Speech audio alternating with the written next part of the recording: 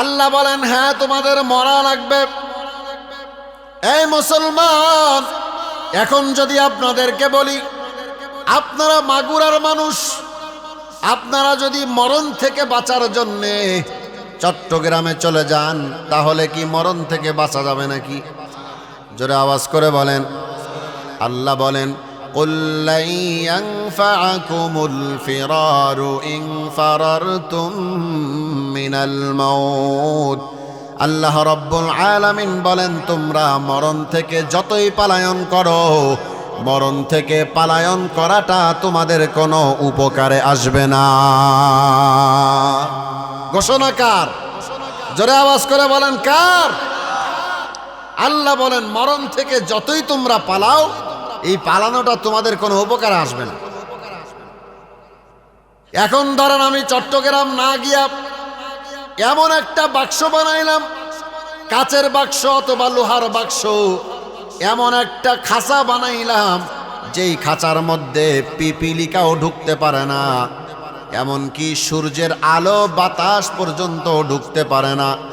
এমন একটা খাঁচার মধ্যে যদি আমি থাকি, তাহলে কি মরণ থেকে বাঁচা যাবে নাকি? আরো জোরে বলেন। আল্লাহ বলেন, আইনামা তাকুনু ইউদরিকুমুল মাউতু ওয়ালাউ কুনতুম ফি বুরুজিম মুশাইয়াদা। জোরে বলি আল্লাহু আকবার। আল্লাহ ডাক দিয়া বলে, বান্দা, মরণ থেকে যতই পালাও, তোমরা যতই খাঁচার নিচে পালাও, খাঁচার ভেতরে পালাও, মরণ তোমাকে অবশ্যই স্পর্শ করবে।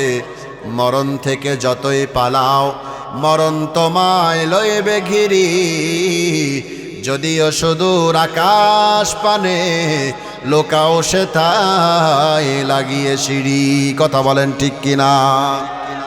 মরণ অবশ্যই আমার আপনার কাছে ধরা দিবে, আমার আপনার কাছে আসবে।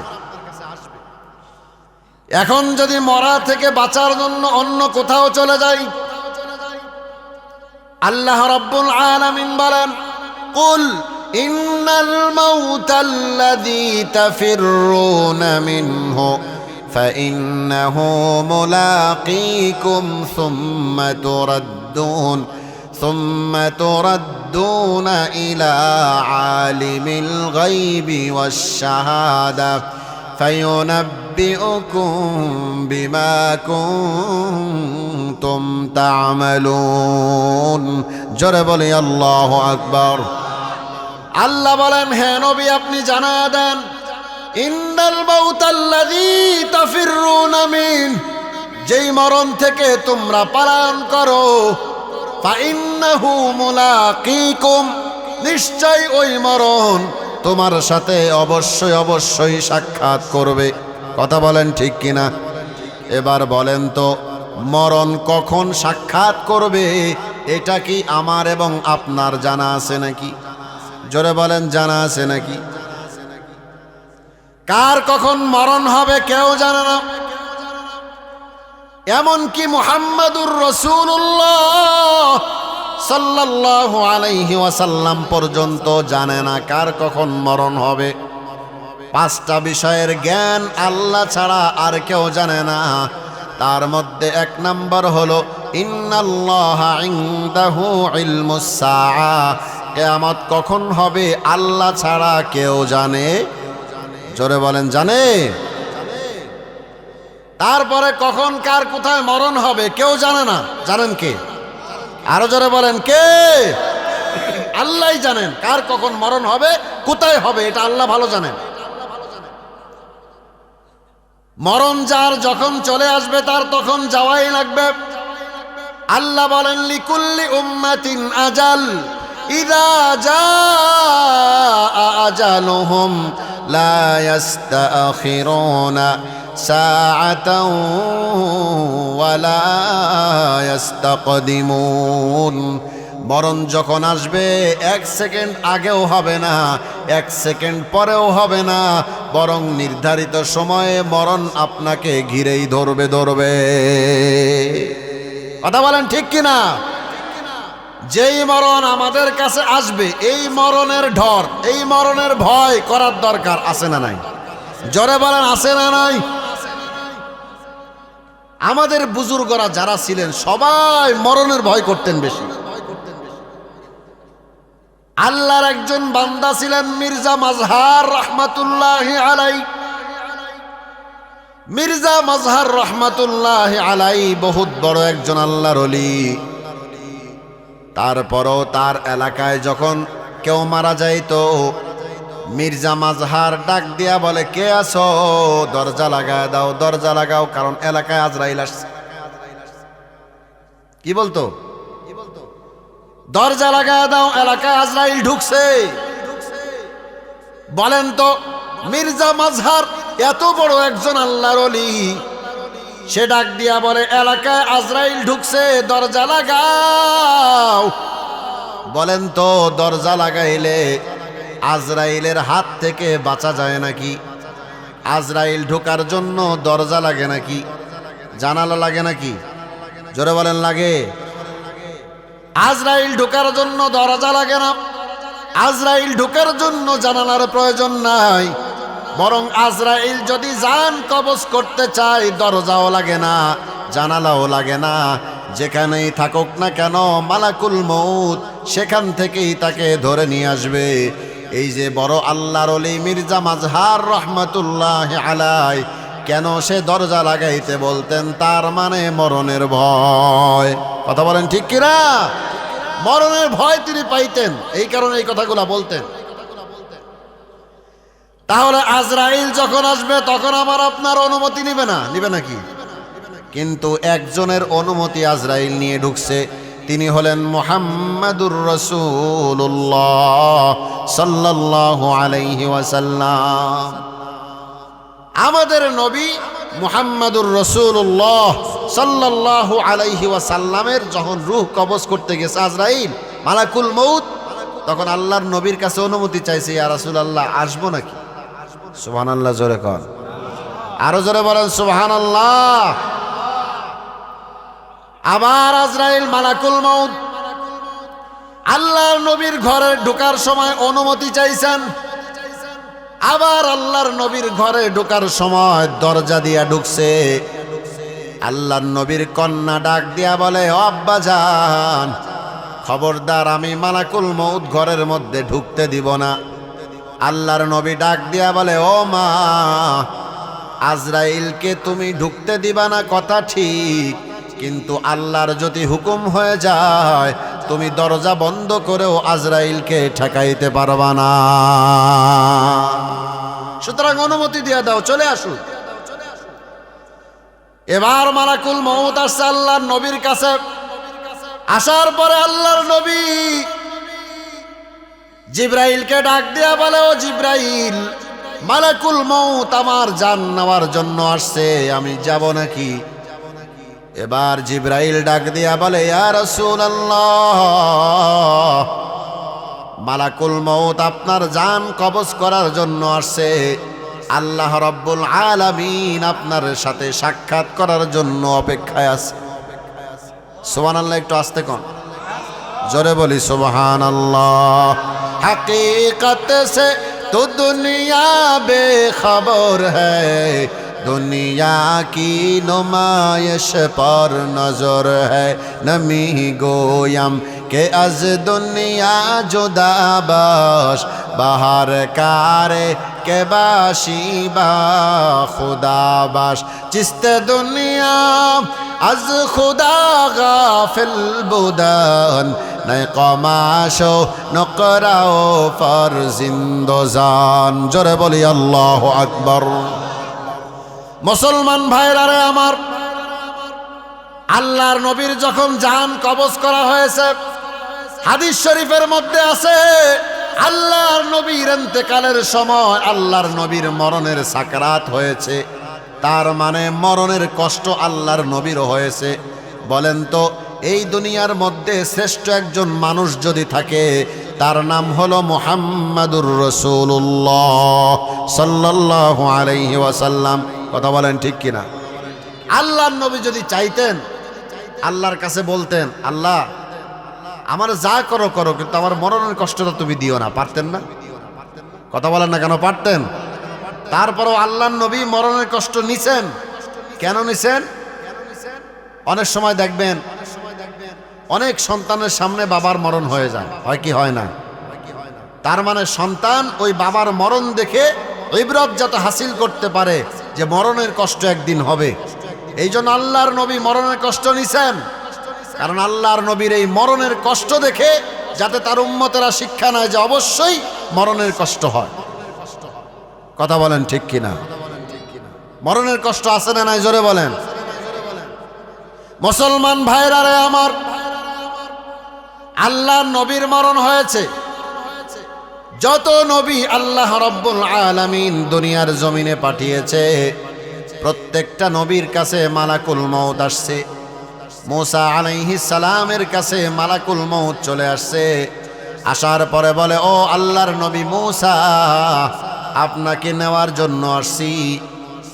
যেই মাত্র বলছে আপনাকে নেওয়ার জন্য আসছি, মুসা আলাইহিস সালাম একটা থাপ্পড় মারছে আজরাইল রে। এক থাপ্পড়ে আজরাইলের এক চোখ খুলে পড়ে গেছে। সুবহানাল্লাহ কোন? জোরে বলি সুবহানাল্লাহ। আজরাইল রে এমন জোরে একটা থাপ্পড় মারছে মুসা আলাইহিস সালাম, চোখ খুলে পড়ে গেছে। এবার মালাকুল মউত আল্লাহর কাছে গিয়ে বলে, আল্লাহ, এমন নবীর কাছে পাঠাইলা, এই নবীতে মরতে চায় না। বলে, তুমি কেমনে বুঝলা মরতে চায় না? বলে, দেখেন আল্লাহ, যেই মাত্র মরার কথা বলছি একটা থাপ্পড় দিয়ে আমার চোখটা খুলে ফেলাইছে। আল্লাহ, আল্লাহ আমার চোখটা ভালো করে দেন। আল্লাহ এবার ওই মালাকুল মউতের চোখটা ভালো কইরা দিয়া আল্লাহ ডাক দিয়া বলে, ও মালাকুল মউত, তুই জানোস না মুসা পয়গম্বর তুই অনুমতি না নিয়া মুসা নবীর কাছে কেন ঢুকলি? সুবহানাল্লাহ জোরে কন, আরো জোরে বলেন সুবহানাল্লাহ। তুই জানোস না রাগী পয়গম্বর, কেন তুই অনুমতি না নিয়ে গেছি?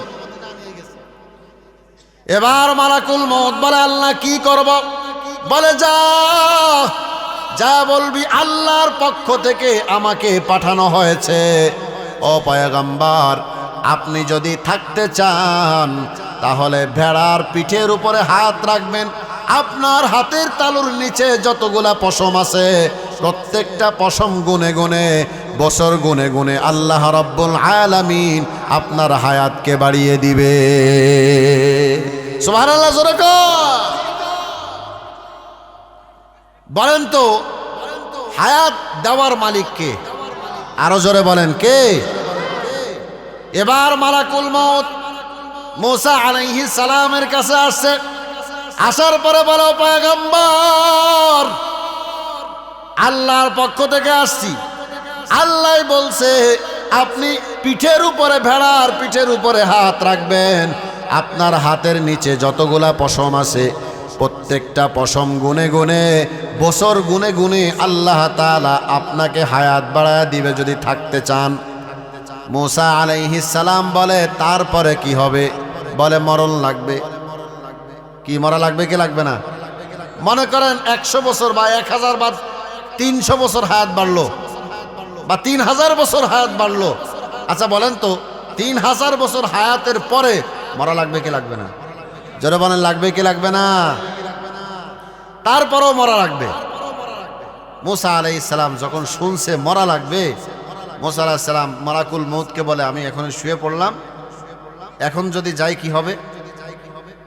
মালাকুল মউত বলতেছে, আল্লাহর নবী মুসা, আপনি যদি এখন যান, আল্লাহ আপনার সাথে কথা বলার জন্য রেডি হয়ে আছে। সুবহানাল্লাহ, একটু আস্তে করে সারবে। আল্লাহ আপনার সাথে কথা বলবে, কারণ দুনিয়াতে আল্লাহ আপনার সাথে দেখা দেয় নাই, কিন্তু আল্লাহ আপনাকে কালিম বানাইছে। দুনিয়াতে আল্লাহ রব্বুল আলামিন মুসা আলাইহিস সালামের সাথে কথা বলছে। আল্লাহ বলেন, ওয়া কাল্লামাল্লাহু মুসা তাকলিমা। আল্লাহর নবী মুসার সাথে কথা বলছে। আজকে সরাসরি আপনি যদি এই মুহূর্তে আমার সাথে যান, আল্লাহর সাথে সরাসরি আপনার সাক্ষাৎ হয়ে যাবে। সুবহানাল্লাহ জোরে কর। এবার মুসা নবী কয়, ঠিক আছে, আমি শুয়ে পড়লাম, আমাকে নিয়ে চলে যাও। আল্লাহর নবী মুসা শুয়ে পড়ছে, বাস মালাকুল মউত জানটা নিয়ে চলে গেছে আল্লাহর কাছে। তাহলে মুসা নবীও থাকতে পারে নাই, পারছে? জোরে বলেন পারছে? তাহলে মরণ কার কখন কোথায় হবে এটা কি কেউ জানে? হযরত সুলাইমান আলাইহিস সালাতু ওয়াস সালাম, নাম শুনছেন আপনারা? সুলাইমান নবীর নাম শুনেন নাই?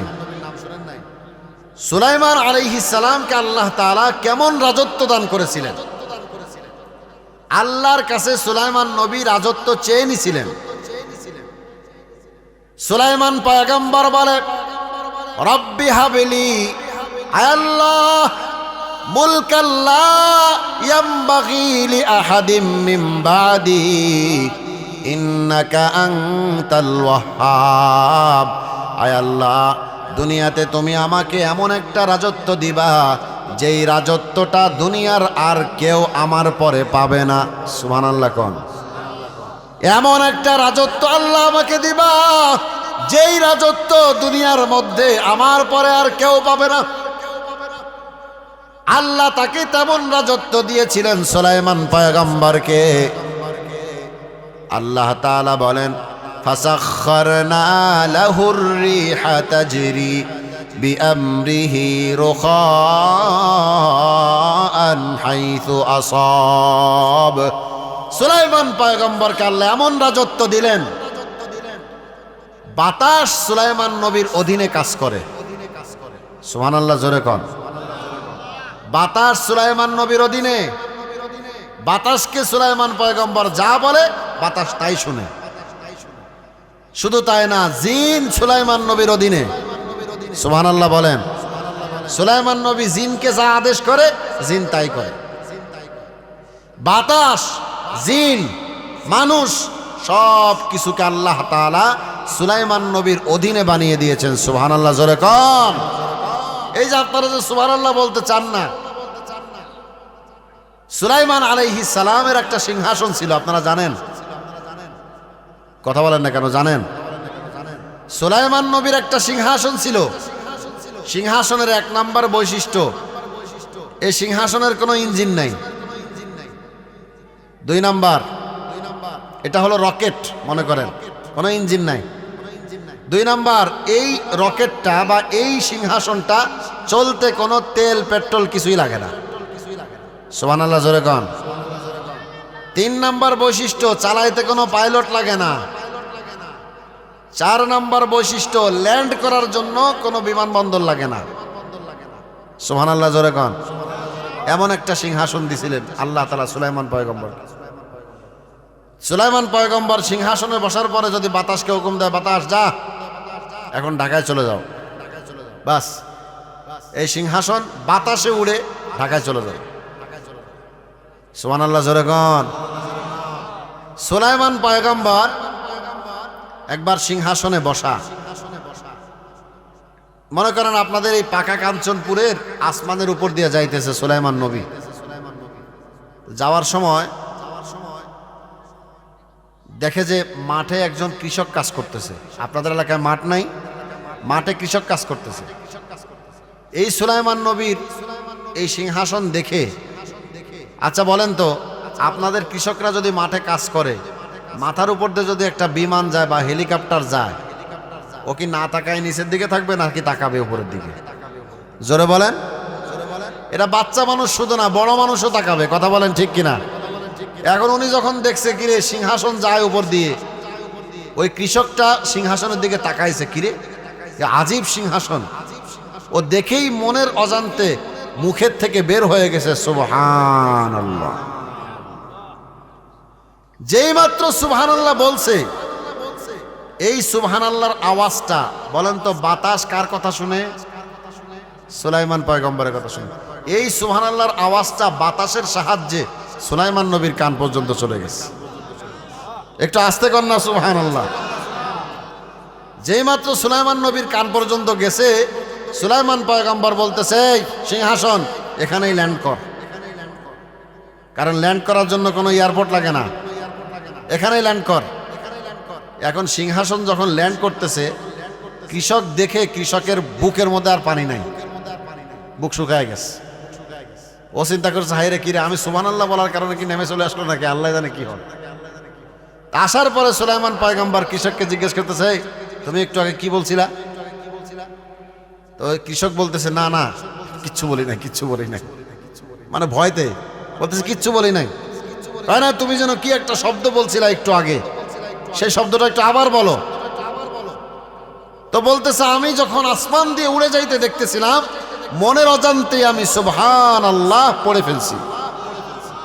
সুলাইমান পয়গম্বর তখন বলে যে আমার এই বিশাল সিংহাসন আমি তোমাকে দিয়ে দিলাম, বিনিময়ে তোমার একবার সুবহানাল্লাহর সওয়াবটা আমাকে দিয়ে দাও। না আর একটু সুবহানাল্লাহ আগামীকাল বাসায় গিয়ে কইলেও সারবো। একটু জোরে কন্যা সুবহানাল্লাহ। তো উদাহরণ দিলাম জাস্ট সুলাইমান পয়গম্বরের সিংহাসন বা সুলাইমান পয়গম্বরকে আল্লাহ কেমন রাজত্ব দান করেছিলেন। বাতাস সুলাইমান পয়গম্বরের অধীনে কাজ করে। কথা বলেন ঠিক কিনা? বা সুলাইমা দাদ মুলকো সরওয়ারি শুদমতে এ খাতে মশদে ওয়াপুরি উস্তে সুলতা হরচে খাহাদ আকোনাদ আলমেরা দর্দ মে ওয়েরা কোনাদ হস্তে সুলতান নে মুসাল্লাম মরউরা নিস্তে কসরা জাহরায়ে চোচরা। জোরে বলি আল্লাহু আকবার। মুসলমান ভাইরা রে আমার, সুলাইমান পয়গম্বরের কাছে একদিন তার একজন লোক বসা।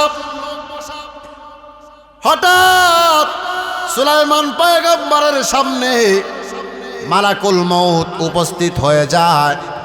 মালাকুল মউত উপস্থিত হওয়ার পর সুলাইমান পয়গম্বরের পাশে যেই লোকটা বসা, তার দিকে চোখ বড় বড় করে তাকায়।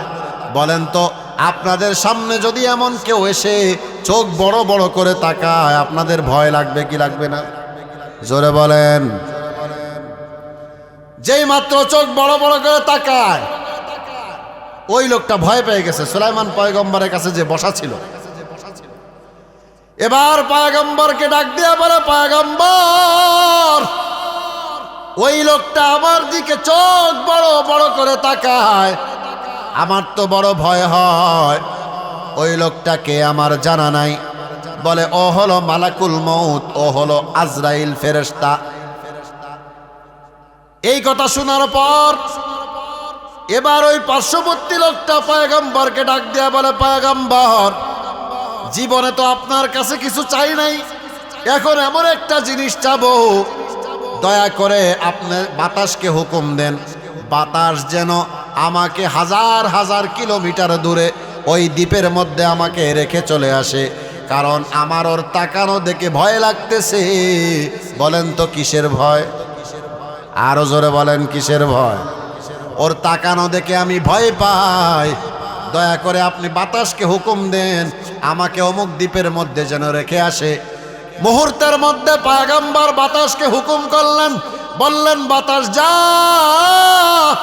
ওই লোকটাকে হাজার হাজার কিলোমিটার দূরে ওই যে দ্বীপের মধ্যে তুমি রেখে আসো। বাতাস সেকেন্ডের মধ্যে বাড়ি দিয়া ওই লোকটাকে হাজার হাজার কিলোমিটার দূরে ওই দ্বীপের মধ্যে রেখে চলে আসছে। সুবহানাল্লাহ জোরে বলেন। বলেন তো সব ক্ষমতা কার? আরো জোরে বলেন, কার? কাদের কুদরত দারি বার কামাল আনতা রাব্বি আনতা হাসবি দুল জালাল তুহি কাদের জলিলুল্লাহ জাহাদার বাহার হালে তুহি মেরা নিগাহদার। জোরে বলি আল্লাহু আকবার। খারাপ লাগতেছে আপনাদের? কি শেষ করে দিব না চলবে কিছুক্ষণ? মাশাআল্লাহ, নারায়ে তাকবীর। হাত উঁচু করেন, নারায়ে তাকবীর। কোরআন সুন্নাহর আলো, কোরআন সুন্নাহ যেখানে, ওয়াজ মাহফিল যেখানে, বিড়ি সিগারেট যেখানে, মদ গাঞ্জা যেখানে, নারায়ে তাকবীর। আপনারা বললেন বিড়ি সিগারেট যেখানে, আমরা নাই সেখানে। এখন যদি হুজুরকে পাঠায় দিই, হুজুর তল্লাশি করে আসেন, পাওয়া যাবে না? কথা কয় না, কথা কয় না, পাওয়া যাবে না? শোনেন, কথায় কথা আসলো বলে যায়। কষ্ট হচ্ছে আপনাদের? কষ্ট হচ্ছে? শোনেন, জাহান্নামের মধ্যে জাহান্নামীদেরকে যেই খাবার দেওয়া হবে, এই খাবারের দুইটা খারাপ গুণ আছে। জোরে বলেন, কয়টা খারাপ গুণ? এক নাম্বার, জাহান্নামীদের খাবারের খানা খাইলে ক্ষুধা মিটে না। জাহান্নামীদের যে খাবার হবে, এই খাবার খাইলে কি মিটে না? ক্ষুধা মিটে না। এটা এক নাম্বার। দুই নাম্বার, এই জাহান্নামীদের খাবারের মধ্যে কোনো উপকার নাই। তাহলে কয়টা গুণ বললাম? এক নাম্বার, ক্ষুধা মিটে না। দুই নাম্বার, কোনো উপকারিতা নাই। আচ্ছা দেখেন, দুনিয়াতে আমরা যে খাই বিড়ি সিগারেট, এটার মধ্যেও দুইটা গুণ। এইটা খাইলে পেট ভরে, পেট ভরে। দুই নাম্বার, এটা খাইলে কোনো উপকার আছে? কোনো উপকারিতা নাই। আপনি বলেন উপকারিতা নাই, যারা খায় ওদের কাছে জিজ্ঞেস করেন, ওরা বলে হুজুর একটা বিড়ি সিগারেট যদি খাইতে পারি 2টা আপেলের কাজ করে। কথা কয় না কেন? কি আপনারা শুনেন নাই? আপনারা কি এই জাতীয় কথা শুনছেন? বলে একটা যদি খাইতে পারি 2টা আপেলের কাজ করে। আর একদল লোক এসে বলে হুজুর বিড়ি সিগারেট খাইলে একটা মারাত্মক উপকার আছে। কি উপকার? বলে বাথরুমে গেলে বাথরুম ক্লিয়ার হয়ে যায়। কি কথা সত্য না মিথ্যা? সত্য না মিথ্যা? জোরে বলেন। তাহলে যেই খাবারের সাথে জাহান্নামী খাবারের সাথে মিলবে, এই খাবার আমরা খাবো না বর্জন করব? জোরে আওয়াজ করে বলেন, খাবো না বর্জন করব? সবাই কিন্তু কয় না। হ্যাঁ, সবাই কিন্তু কয় না। আল্লাহ আমাদেরকে হেফাজত করেন, বলেন আমিন। তাহলে কি বলতেছিলাম? বাতাস ওই আল্লাহর বান্দাকে হাজার হাজার কিলোমিটার দূরে রেখে চলে আসছে। রেখে আসার পর এবার মালাকুল মউত, যার হাতের মধ্যে ওর মৃত্যুর পরোয়ানা লেখা, মালাকুল মউত ওর হাতের মধ্যে ওর মৃত্যুর পরোয়ানা লেখা। এবার ও সময় মতো, মনে করেন 12টা 1 মিনিটে ওর জান কবজ হবে, ও সময় মতো সেই দ্বীপের মধ্যে গিয়া দেখে আল্লাহর বান্দা ওখানে উপস্থিত হয়ে গেছে। সুবহানাল্লাহ, জোরে আওয়াজ করে বলেন। দেখে উপস্থিত হয়ে গেছে। এবার মালাকুল মউত সুলাইমান পয়গম্বরকে ডাক দিয়া বলে, পয়গম্বর আপনার পাশে যেই লোকটা বসা, আমার হাতের মধ্যে ওই লোকটার মৃত্যুর পরোয়ানা। আমি দেখতেছি 2 মিনিট পরে এই লোকটার মরণ হবে। 1000 কিলোমিটার দূরে ওই অমুক দ্বীপের মধ্যে ওই লোকটার মরণ লেখা আছে। সুলাইমান পয়গম্বর বলে, মালাকুল মউত ওই লোকটার দিকে বড় বড় চোখ করে কেন তাকাইলা? ওই লোকটা ভয় পাইছে। এবার মালাকুল মউত ডাক দিয়া বলে, পয়গম্বর আমি যখন দেখলাম হাজার হাজার কিলোমিটার দূরে ওই লোকটার মৃত্যুর পরোয়ানা আমার হাতে, আমি ওই লোকটাকে 2 মিনিট আগে আপনার কাছে বসা দেখে আমি আশ্চর্য হয়ে গেলাম।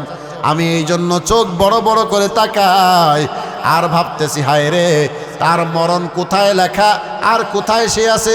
জীবনে কোনোদিন কান্দে করে নিয়ে কাউরে মারি নাই, আজকে বুঝি একে কান্দে করে নিয়ে আমার মারা লাগবে।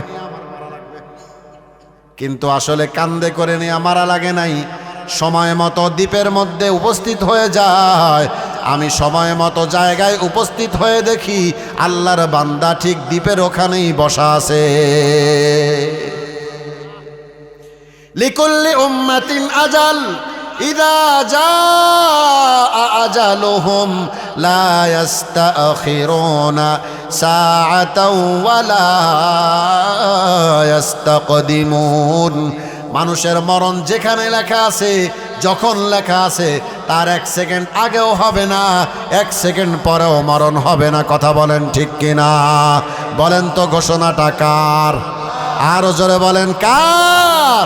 আল্লাহ। আল্লাহ क्या मुबारक नाम है, अल्लाह अल्लाह आशिकों का काम है। अल्लाह अल्लाह इचे शीरीनिस्त नाम, शीर शाकर मिकुनद जानम तमाम। जोरे बोले अल्लाहु अकबर। आरो जोरे बोले अल्लाहु अकबर। আমাদের জবান ছেড়ে দিয়ে বলি আল্লাহু আকবার। সবাই বলি আল্লাহু আকবার। আল্লাহু আকবার মানে আল্লাহ বড়। বলেন আল্লাহু আকবার মানে কি? আল্লাহ বড় না ছোট? আরো জোরে বলেন, বড় না ছোট? তাহলে সবাই জোরে সোরে হাত উঁচু করে বলি আল্লাহু আকবার। আল্লাহু আকবার বলো, আল্লাহু আকবার। বলেন আল্লাহু আকবার বলো, আল্লাহু আকবার। আল্লাহু আকবার বলো, আল্লাহু আকবার। আল্লাহু আকবার বলো, আল্লাহু আকবার। এসো না আল্লাহর নামে গান গাই, এসো না মন প্রাণ জোড়াই। আল্লাহু আকবার বলো, আল্লাহু আকবার। আল্লাহু আকবার বলো, আল্লাহু আকবার। অমধুর নামটি নিলে এ হৃদয় হাসে, অমধুর নামে সুখ নেমে আসে। ঠিক কিনা বলেন? অমধুর নামটি নিলে এ হৃদয় হাসে, অমধুর নামে সুখ নেমে আসে। অনামের তুলনা মেলে না, মেলে না। অনামের তুলনা হবে না, হবে না। তুলনা নাই, নাই, নাই। এসো না আল্লাহর নামে গান গাই, এসো না মন প্রাণ জোড়াই। আল্লাহু আকবার বলো, আল্লাহু আকবার। জোরে আল্লাহু আকবার বলো, আল্লাহু আকবার। যে নামে ইব্রাহিমের আগুন হইল পানি, ডাকার মতো ডাকলে আজও সারা দিবেন তিনি রে মন, সারা দিবেন তিনি। ঠিক কিনা বলেন? যে নামে ইব্রাহিমের আগুন হইল পানি, ডাকার মতো ডাকলে আজও সারা দিবেন তিনি রে মন, সারা দিবেন তিনি।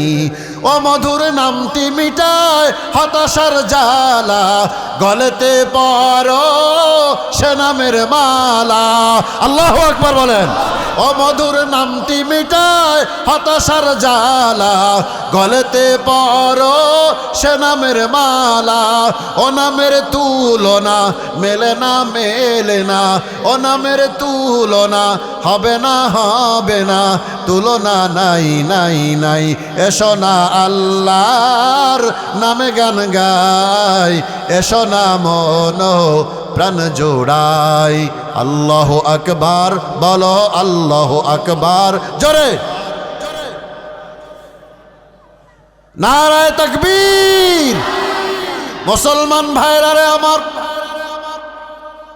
এই সুলাইমান পয়গম্বর, আল্লাহ রাব্বুল আলামিন যেই পয়গম্বরকে এত ক্ষমতা দিয়েছে, এই সুলাইমান পয়গম্বরের কাছেও একদিন মালাকুল মউত চলে আসছে। সুলাইমান পয়গম্বরের কথা বাতাসেও শুনে, সুলাইমান পয়গম্বরের কথা জিনেরাও শুনে। সুলাইমান পয়গম্বরের কাছে মালাকুল মউত আসছে। এমন সময়ে সুলাইমান পয়গম্বরের কাছে মালাকুল মউত আসছে যেই সময়ে সুলাইমান পয়গম্বর জিনদের মাধ্যমে বাইতুল মুকাদ্দাস নির্মাণ করতেছিলেন। বাইতুল মুকাদ্দাস কোথায়? হ্যাঁ জোরে বলেন, কোথায়? ফিলিস্তিন। কোথায়? মসজিদে আকসা, বাইতুল মুকাদ্দাস। নাম শুনেন নাই? নাম শুনছেন? সুলাইমান পয়গম্বর বাইতুল মুকাদ্দাস নির্মাণ করতেছেন জিনদের মাধ্যমে। আর জিনেরা তো দুষ্ট, সুলাইমান পয়গম্বর ছাড়া জিনেরা কাজ করে না। হঠাৎ করে সুলাইমান পয়গম্বরের কাছে মালাকুল মউত চলে আসছে। মালাকুল মউত আসার পরে বলে, পয়গম্বর আমি আপনাকে নেওয়ার জন্য আসছি। সুলাইমান পয়গম্বর বলে, আমি তো বাইতুল মুকাদ্দাস নির্মাণ করতেছি, এখনো নির্মাণ কাজ শেষ হয় নাই। জিনেরা তো অনেক দুষ্ট প্রাণী, জিনেরা তো কথা শুনে না। আমি যদি না থাকি তাহলে জিনেরা আর কাজ করবে না, এই কাজটা অসমাপ্ত থাকবে। আমি এখন, আমাকে একটু হায়াত বাড়ায় দেওয়া যায় নাকি? এবার মালাকুল মউত বলে, আমি নেওয়ার জন্য আসছি, হায়াত বাড়ানোর ক্ষমতা আল্লাহর, সুতরাং আপনি আপনার আল্লাহর সাথে কথা বলেন। সুবহানাল্লাহ বলেন, আরো জোরে বলেন সুবহানাল্লাহ। এবার সুলাইমান পয়গম্বর আল্লাহকে ডাক দিয়ে বলে, আল্লাহ তুমি তো ভালো করেই জানো বাইতুল মুকাদ্দাস নির্মাণ করি জিনদের মাধ্যমে। আমি যদি এখন মারা যাই জিনেরা আর কাজ করবে না। আল্লাহ আল্লাহ আমাকে কি একটু হায়াত দেওয়া যায় না? এই বাইতুল মুকাদ্দাস যতদিন নির্মাণ করব ততদিন একটু হায়াত কি দেওয়া যায় না? আল্লাহ আল্লাহ রাব্বুল আলামিন বলে, ইদা জাআ আজালুহুম লা ইস্তাখিরুনা সাআতাও ওয়া লা ইস্তাকদিমুন। সুবহানাল্লাহ, জোরে বলেন। আল্লাহ বলে, আমি জিম্মাদারি নিলাম বাইতুল মুকাদ্দাস নির্মাণ করার জন্য। বলে, আল্লাহ কিভাবে নির্মাণ করবেন? আল্লাহ পয়গম্বরকে ডাক দিয়া বলে, সুলাইমান পয়গম্বর আপনি লাঠি নিয়ে দাঁড়ায় থাকবেন। সুলাইমান পয়গম্বরের মুজিজা ছিল, সুলাইমান পয়গম্বর যখন জিনদের সামনে দাঁড়াইতেন, সুলাইমান পয়গম্বরের দাড়িগুলা জিনদের দিকে, চুলগুলা জিনদের দিকে এরকম খাড়া হয়ে থাকতো। সুবহানাল্লাহ, জোরে কোন। এটা ছিল সুলাইমান নবীর মুজিজা।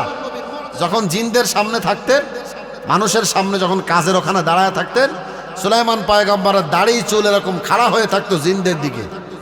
তার মানে জিনেরা মনে মনে ভাবে, আল্লাহ যদি একটা দাড়ি আর চুল ছেড়ে দেয় তাহলে তো আমরা শেষ। এমন ভাবে খাড়া হয়ে থাকতো একেবারে জিনদের দিকে। এই ভয়তে তারা কাজ করত। আল্লাহ ডাক দিয়া বলে, পয়গম্বর আপনি লাঠি নিয়ে জিনদের কাছে, জিনদের সামনে দাঁড়ায় থাকবেন। ওই দাঁড়ায় থাকা অবস্থায় আপনি মরবেন কিন্তু পড়বেন না। সুবহানাল্লাহ, জোরে কর।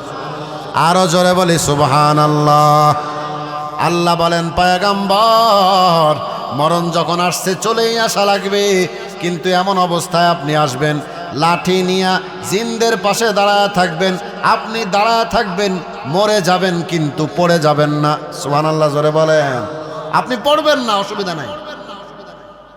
আল্লাহর হুকুমে সুলাইমান পয়গম্বর লাঠি নিয়া জিনদের কাছে দাঁড়ায় আছে। জিনরা মনে মনে ভাবে, ওই যে পয়গম্বর দাঁড়ায় আছে, পয়গম্বরের সামনে তো কাজের ফাঁকি দেওয়া যাবে না। কথা কোন ঠিক কিনা?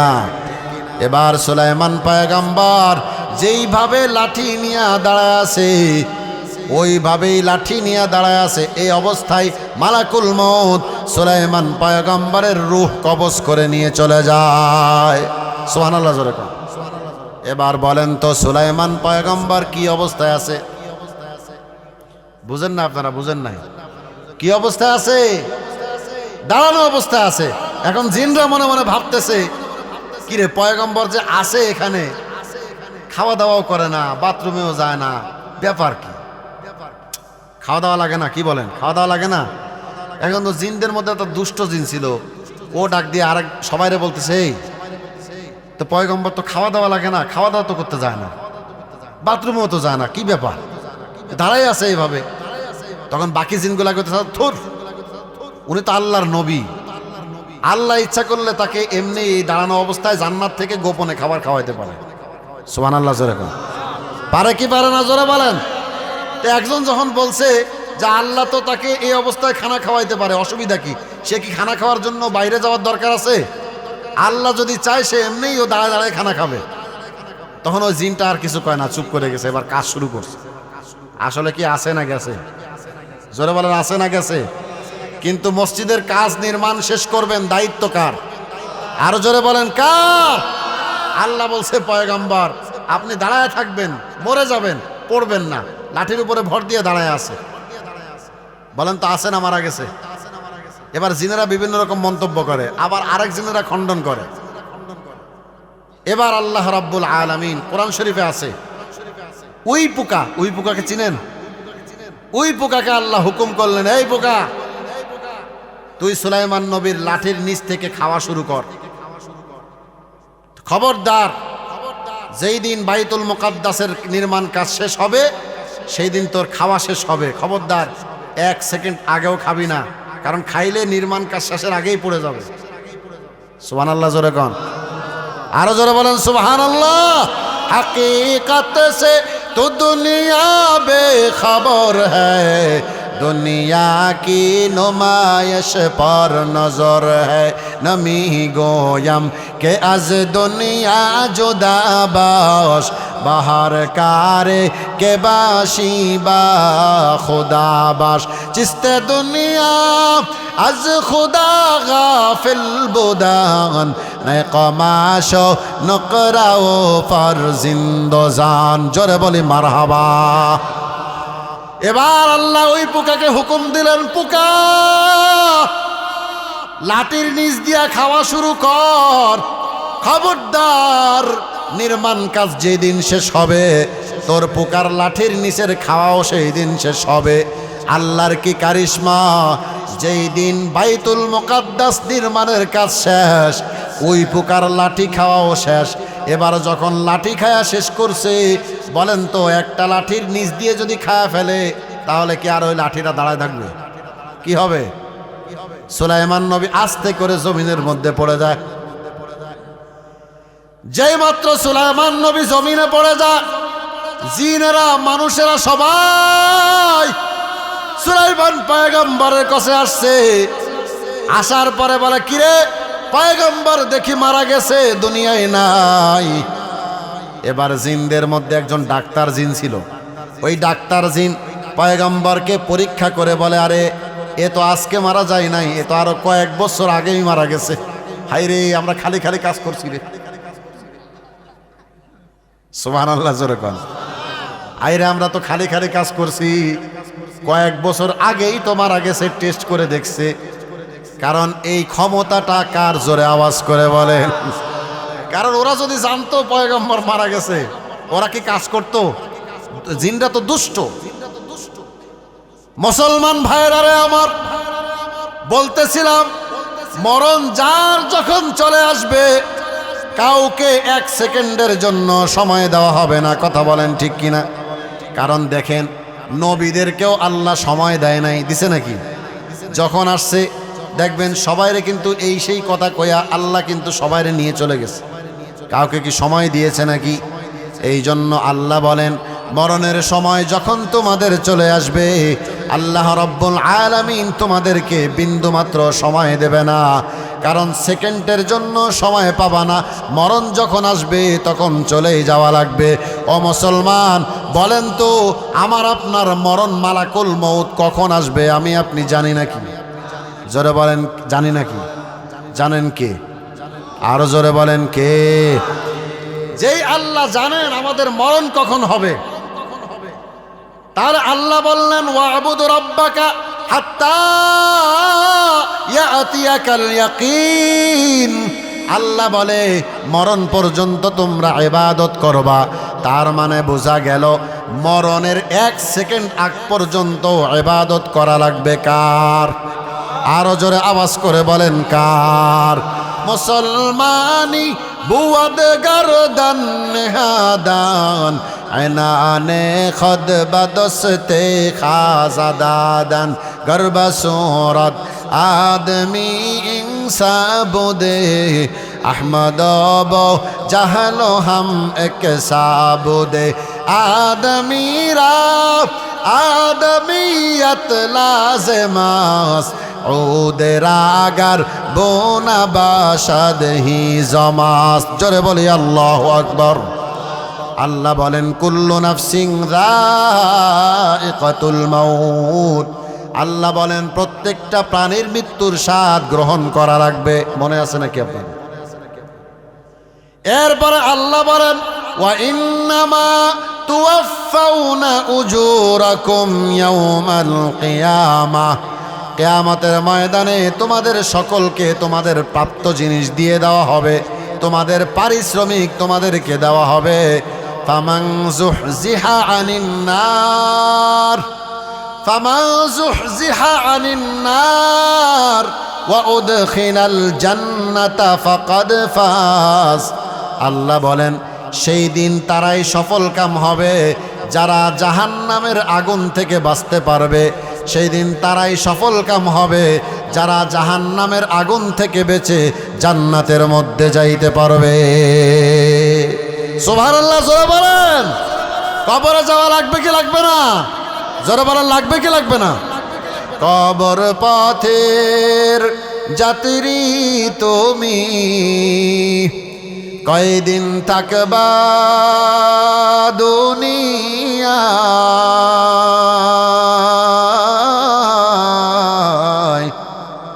আজরাইল তো তোমার পিছে ঘুরছে সর্বদাই। আজরাইল তো তোমার পিছে ঘুরছে সর্বদাই। কবর পথের যাত্রী তুমি, কয়দিন থাকবা দুনিয়ায়?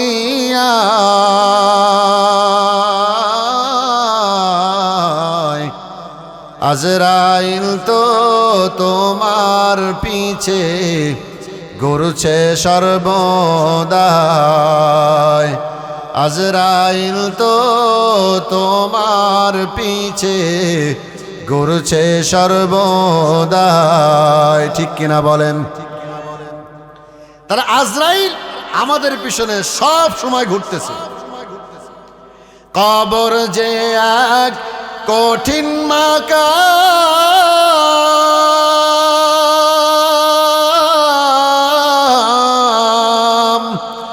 পড়বে ধরা পাপিতামাম, ছলছাতুরি করার মতো, ছলছাতুরি করার মতো জায়গা সে তো নয়। আজরাইল তো তোমার পিছে ঘুরছে সর্বদাই। আজরাইল তো তোমার পিছে ঘুরছে সর্বদাই। কবর পথের যাত্রী তুমি, কয়দিন থাকবা দুনিয়ায়?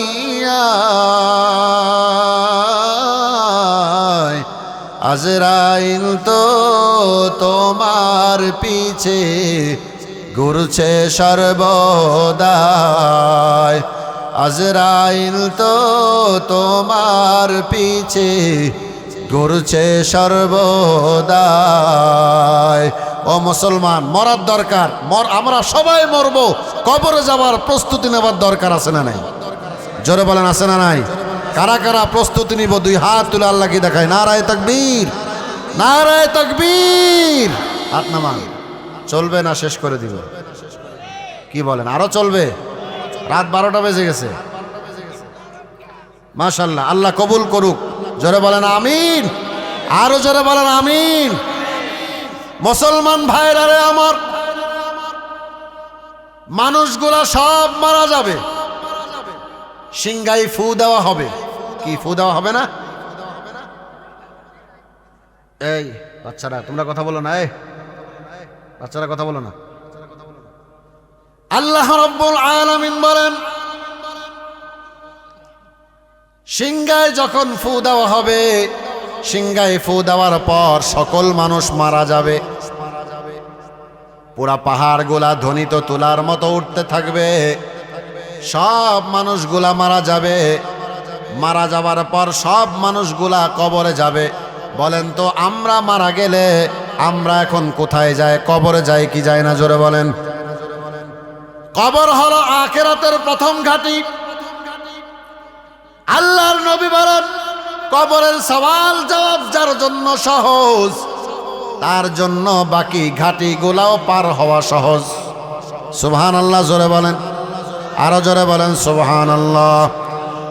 আল্লাহর নবী বলেন, আল কবরু রাউযাতুম মিন রিয়াজিল জান্নাহ আও হুফরাতুম মিন হুফারিন নার। আল্লাহর নবী বলেন, কবর হলো কারো জন্য জান্নাতের বাগান, আর কারো জন্য জাহান্নামের গর্ত। যার জন্য কবর জান্নাতের বাগান হবে, ও তো জান্নাতের মধ্যে আরামে ঘুমাইতে থাকবে আর মনে মনে ভাববে, হায় রে, আমি মনে হয় জান্নাত পেয়ে গেছি, এটাই মনে হয় আমার জান্নাত। ফেরেশতারা ডাক দিয়া বলবে, আল্লাহর বান্দা, না না না, তোমার ধারণা ভুল, এটা তোমার জন্য জান্নাত না। জান্নাত তো এইটা না, তোমার জন্য সামনে জান্নাতের নাজ নিয়ামত অপেক্ষা করতেছে। সুবহানাল্লাহ, জোরে বলেন।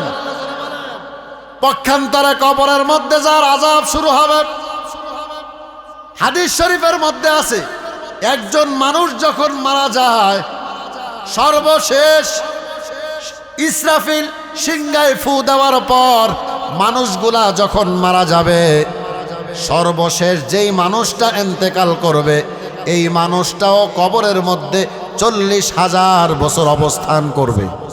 কয় হাজার বছর? একটু জোরে বলেন, কয় হাজার বছর? 40,000 বছর এই কবরের ভেতরে অবস্থান করা লাগবে।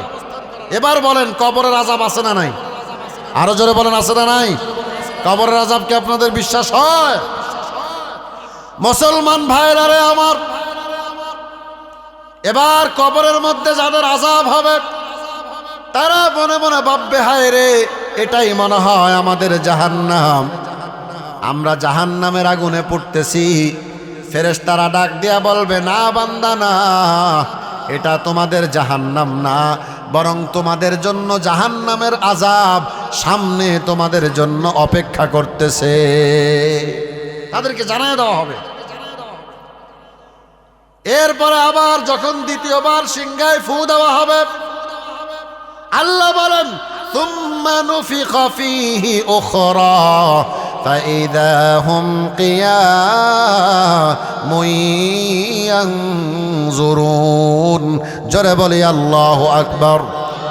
আল্লাহ বলেন, দ্বিতীয়বার যখন সিংহায় ফু দেওয়া হবে, সব মানুষগুলাকে আবার কবরের ভেতর থেকে উঠানো হবে। বলেন তো, ঘোষণাটা কার? সব মানুষগুলাকে আবার যখন কবর থেকে উঠানো হবে, যারা নেককার বান্দা ছিল, কবরের মধ্যে যারা আরামে ঘুমায়া ছিল, যারা আযাবে ছিল, কবরের মধ্যে যাদের আযাব হচ্ছিল, তারা যখন কবর থেকে উঠে দাঁড়াবে, জাহান্নামের ওই হাসরের ময়দানের ভয়াবহতা তারা দেখে, তারা মনে মনে ভাববে, ক্বালু ইয়া ওয়াইলানা মান বাআসানা মিন মারকাদিনা হাযা মা ওয়া'আদার রহমানু ওয়া সাদাকাল মুরসালুন। জোরে বলি আল্লাহু আকবার। এবার এই সমস্ত জাহান্নামী বান্দারা ডাক দিয়া বলবে, ইয়া ওয়াইলানা মান বাআসানা মিন মারকাদিনা, হায় রে, আমাদেরকে ঘুম থেকে কে জাগালো রে? তারা মনে মনে ভাববে, আমরা যে আযাবে ছিলাম, আযাবের কথা তারা ভুলে যাবে, কারণ হাসরের ময়দানে এমন আযাব, এই আযাবের অবস্থা দেখে ওই কবরের আযাবের কথা ওই সমস্ত মানুষ ভুলে যাবে। আর ভুলে তারা বলবে, ইয়া ওয়াইলানা মান বাআসানা মিন মারকাদিনা, কে আমাদেরকে ঘুম থেকে জাগালো? এবার কোরআন শরীফে আছে, মুফাসসিরিনে কেরাম বলেন, ফেরেশতারা অথবা মানুষেরা ডাক দেয়া বলবে, হাযা মা ওয়া'আদার রহমানু ওয়া সাদাকাল মুরসালুন। তারা বলবে, এটাই তোমার রবের পক্ষ থেকে ওয়াদা, তোমাদের কাছে এই জন্যই তোমাদের কাছে নবী পাঠানো হয়েছিল। কথা বলেন ঠিক কিনা? এই জন্যই তোমাদের কাছে নবী পাঠানো হয়েছিল। আল্লাহর যত কথা আছে সব কথা সত্য না মিথ্যা? আরো জোরে বলেন, সত্য না মিথ্যা? এবার বলেন তো, সেই দিন যারা ইবাদত করবে, ইবাদত যারা করবে, তারা সেই দিন জান্নাতে যাবে, আমলনামা ডান হাতে পাবে। কথা বলেন ঠিক কিনা? আর যারা ইবাদত করবে না, ঠিক মতো যাদের গুনাহ থাকবে, তারা সোজাসুজি জাহান্নামে চলে যাবে। কথা বলেন ঠিক কিনা? কথা বুঝতে পারছেন? মানে যারা ইবাদত করবে। এবার বলেন তো, সর্বপ্রথম বলছিলাম আল্লাহ যেন কেন পাঠাইছিলেন আমাদেরকে? মনে আছে তো আপনাদের? আল্লাহ বলে তোমাদেরকে ইবাদতের জন্য পাঠাইছি। এখন আসেন দেখেন, একজন মানুষ সর্বপ্রথম ইসলাম ধর্ম গ্রহণ করার পর সর্বপ্রথম একটা আমল তার উপরে ফরজ হয়ে যায়। বলেন তো সেই আমলটার নাম কি? আরো জোরে বলেন, আরো জোরে আওয়াজ করে বলেন। নামাজ। একটা মানুষ যদি দুইটার সময় দুপুর 2টায় মুসলমান হয়, তার উপরে সর্বপ্রথম মুসলমান হওয়ার পরে তার উপরে জোহরের নামাজটা ফরজ। কথা বলেন ঠিক কিনা? এখন বলেন তো, এই নামাজ পড়াটা এটাও ইবাদত। এটা কি ইবাদত? এখন যদি আপনি শুধু নামাজটাই ইবাদত ধরেন তাহলে কি হবে? নামাজ পড়াও ইবাদত, নামাজ না পড়াও কিন্তু ইবাদত। বলে কিভাবে নামাজ না পড়া ইবাদত? ফজরের পর থেকে নিয়ে সূর্যোদয়ের আগ পর্যন্ত নামাজ পড়া ইবাদত নাকি না পড়া ইবাদত? জোরে বলেন। না পড়া ইবাদত। কারণ ফজরের পর থেকে সূর্য উদয়ের আগ পর্যন্ত কোনো নামাজ আছে? জোরে বলেন আছে? তখন না পড়াটাই হলো ইবাদত। মুসলমান ভাইরা আমার, ইবাদতের মধ্যে সর্বোত্তম ইবাদত হলো নামাজ। 5 ওয়াক্ত নামাজ আল্লাহ রাব্বুল আলামিন আমাদের উপরে ফরজ করেছেন। এবার বলেন তো, আপনাদের এলাকায় 5 ওয়াক্ত নামাজের সংখ্যা বেশি নাকি শুকুর আলী মুসল্লির সংখ্যা বেশি? আপনারা কথা বুঝেন নাই? 5 ওয়াক্ত মুসল্লি বেশি না শুকুর আলী মুসল্লি বেশি? শুকুর আলী মুসল্লি চিনেন আপনারা? কাদেরকে বলে? যারা শুধু শুক্রবারে যায়। এই মুসলমান, আপনাদের এলাকায় এমন অনেক মানুষ আছে যারা শুক্রবারে শুধু না, শুক্রবারে মুসল্লি, শুকুর আলী মুসল্লি এক দল আছে। আবার একটা দল আছে যারা শুক্রবারেও মসজিদে যায় না, বরং তারা 2 ঈদের দিন মসজিদে হাজির হয়ে যায়। আছে না নাই? জোরে বলেন আছে না নাই? খালি 2 ঈদে খুঁজে পাবেন সামনের কাতারে, আর 5 ওয়াক্ত নামাজের ধার ধারে না। এরকম আছে না নাই? জোরে বলেন। আবার এমন কিছু মুসল্লি আছে, আপনাদের এলাকায় নাই, আমাদের এলাকায় আছে, যারা ঈদেও যায় না, 5 ওয়াক্তও যায় না, জুমার সময়ও যায় না। তারা এমন এক জায়গায় যায়, সেটা হলো মরার নামাজ, মানে জানাজার নামাজ। কথা কয় না কেন? জোরে বলেন ঠিক কিনা? সেই দিন পাবনাতে এক জায়গায় জানাজা পড়তে গেছি। এশার নামাজের পরে জানাজা, না জোহরের পরে জানাজা। তো আমি জোহরের নামাজ মসজিদে পড়লাম, দেখলাম যে জোহরের নামাজে মোটামুটি 150-200 মুসল্লি হয়েছে, আর জানাজার নামাজে 700-800 মুসল্লি। তা আমি জানাজার শুরুর আগেই আমি জিজ্ঞেস করলাম, ভাই একটা সত্য কথা বলবেন, যারা যারা জোহর পড়েন নাই তারা জোহর পড়ে এসে তারপরে জানাজার নামাজ পড়বেন। আপনাদের জন্য আমি 10 মিনিট বয়ান লম্বা করব, জানাজার নামাজ তারপরে পড়বেন। বের হয়ে চলে যান। বিশ্বাস করেন, অর্ধেক মানুষ বের হয়ে গেছে নামাজ পড়ার জন্য। বিশ্বাস করেন না আপনারা? অর্ধেক মানুষ। তার মানে যে অর্ধেক মানুষ ফরজ নামাজ, জোহরের নামাজ, সেই নামাজটা তারা পড়তে পারলো না, কিন্তু জানাজা পড়ার জন্য চলে আসছে। এরকম মানুষ আছে না নাই? হ্যাঁ, জানাজা পড়ার জন্য সবাই চলে আসে, কিন্তু 5 ওয়াক্ত ফরজ নামাজ কেউ পড়ে না। এরকম নাই আপনাদের সমাজে? নাই? আমি কি বাস্তব বলছি না অবাস্তব বলছি? এটা থেকে আমাদেরকে বের হয়ে আসতে হবে। 5 ওয়াক্ত নামাজ ফরজ, এটা আগে আমাদেরকে পড়া লাগবে। মুসলমান ভাইরা আমার, এবার বলেন তো, 5 ওয়াক্ত নামাজ শুধু পুরুষের উপরে ফরজ নাকি মহিলাদের উপরেও ফরজ? আরো জোরে আওয়াজ করে বলেন। মহিলাদের উপরেও 5 ওয়াক্ত ফরজ। মহিলারা আছে? মহিলারা আছে না? মহিলাদের জন্য 4টা আমল বলা যায়। জোরে বলেন কয়টা? আরো জোরে কয়টা?